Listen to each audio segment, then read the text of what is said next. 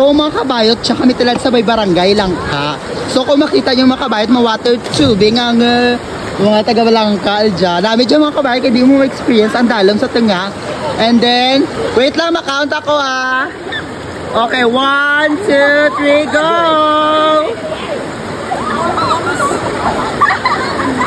Ay, nag-stop na da! Ay, dami!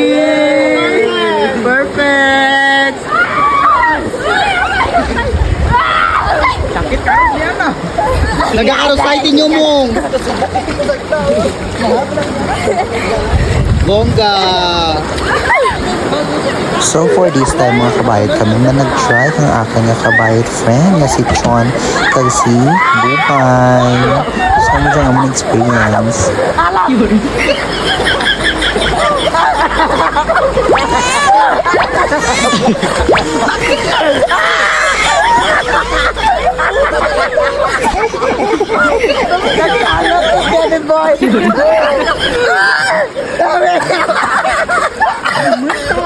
Must try it, guys! Just sa barangay Langka, di ba? Super sulit and super swabe!